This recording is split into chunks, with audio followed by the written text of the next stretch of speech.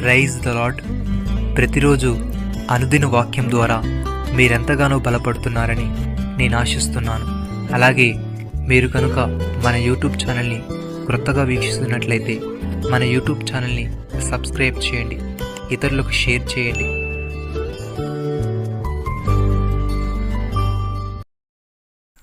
నీతి సమాధానము కలుగుజేయును, నీతి వలన నిత్యమును నిమ్మలము నిబ్బరము కలుగును.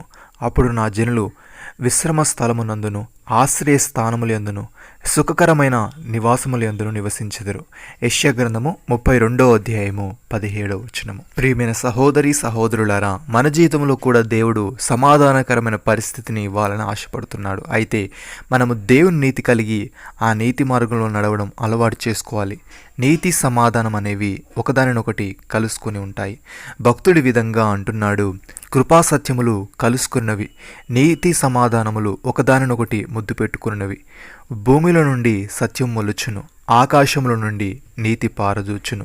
యెహోవా ఉత్తమమైన దానిని అనుగ్రహించును, మన భూమి దాని ఫలమునిచ్చును.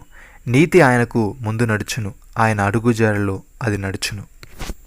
సహోదరి సహోదరులారా, నీ విమోచకుడును ఇజ్రాయేలు పరిశుద్ధ దేవుడునైన యెహోవా ఇలాగు సెలవిచ్చుచున్నాడు, నీకు ప్రయోజనము కలుగునట్లు నీ దేవుడైన యెహోవానకు నేను నీకు ఉపదేశము చేదును, నీవు నడవవలసిన త్రోవను నేను నడిపించుదును.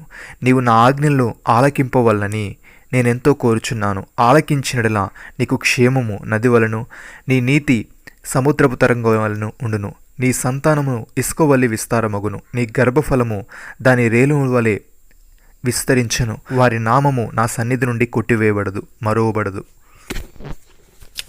సహోదరి సహోదరులారా, మీకున్న మేలైనది దూషణ పాలు కానేకుడి. దేవుని రాజ్యము భోజనమును పానమును కాదు, కానీ నీతియు సమాధానమును పరిశుద్ధాత్మలి అందలి ఆనందమునై ఉన్నది.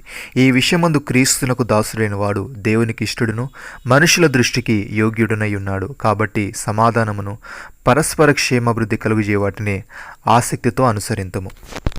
యాకోబు ఈ విధంగా అంటున్నాడు, నా సహోదరులారా, అంజూరపు చెట్టున ఒడివ పండ్లైనను ద్రాక్ష తీగను అంజూరపు పండ్లైనను కాయున అటువలే ఉప్పు నీళ్లలో నుండి తీయని నీళ్లను ఊరవు.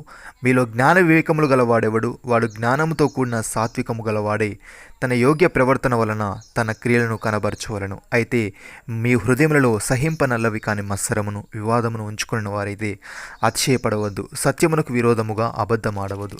ఈ జ్ఞానము పైనుండి దిగివచ్చినది కాక భూ సంబంధమైనదియు ప్రకృతి సంబంధమైనదియు దెయ్యముల జ్ఞానం వంటిదై ఉన్నది. ఏలైనగా మత్సరమును వివాదమును ఎక్కడ ఉండునో అక్కడ అల్లరియు ప్రతి నీచ కార్యమును ఉండును. అయితే పైనుండి వచ్చు జ్ఞానము మొట్టమొదట పవిత్రమైనది, తర్వాత సమాధానకరమైనది, మృదువైనది, సులభముగా లోబడున్నది, కనికరముతోనూ మంచి ఫలములతోనూ నిండుకొనినది, పక్షపాతమైనను వేషధారణను లేనిదై ఉన్నది. నీతి ఫలము సమాధానము చేయి వారికి సమాధానమందు విత్తబడును. ప్రియమైన సహోదరి సహోదరులారా, విశ్వాస మూలమున మనము నీతిమంతులుగా తీర్చబడి మన ప్రభువైన యేసుక్రీస్తు ద్వారా దేవునితో సమాధానము కలిగి ఉందము. మరియు ఆయన ద్వారా మనం విశ్వాసం వలన ఈ కృపయందు ప్రవేశము గలవారమై అందులో నిలిచి ఉండి దేవుని మహిమను గూర్చిన నిరీక్షణను బట్టి అతిశయపడుచున్నాము. అంతేకాదు, శ్రమ ఓర్పును, ఓర్పు పరీక్షను, పరీక్ష నిరీక్షణను కలుగుజేని ఎరిగి శ్రమల యందును అతిశయపడదు. ఎందుకనగా ఈ నిరీక్షణ మనల్ని సిగ్గుపరచదు. మనకు అనుగ్రహింపబడిన పరిశుద్ధాత్మ ద్వారా దేవుని ప్రేమ మన హృదయములలో కుమ్మరింపబడి ఉన్నది. నమ్మిన వారు నాతో కలిసి ప్రార్థనలో ఏకీభవించండి. మమ్మల్ని మికిలిగా ప్రేమిస్తున్న మా ప్రియ పరలోకపు తండ్రి, మీరు మాకు ఇచ్చిన ఈ వాగ్దానమును బట్టి మీకు స్తోత్రములు. దేవా, మేము నీతిగా న్యాయంగా ఉంటూ నీ అడుగుజాల్లో నడుచుకునే వారముగా ఉండుటకు సహాయము దయచేయమని.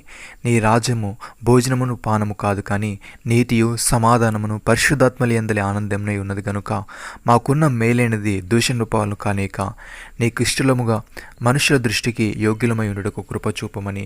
శ్రమ ఓర్పును, ఓర్పు పరీక్షను, పరీక్ష నిరీక్షణను కలుగుజని ఎరిగి శ్రమల యందును అతిశయపడే ఆత్మీయత మాలో ప్రతి ఒక్కరికి మీరే దయచేయమని, మీరు మాకు ఇచ్చిన గొప్ప రక్షణ భాగ్యమును బట్టి మీకు వందనాలు చెల్లిస్తూ ప్రభువైన యేసుక్రీస్తు నామములో ప్రార్థిస్తున్నాము తండ్రి.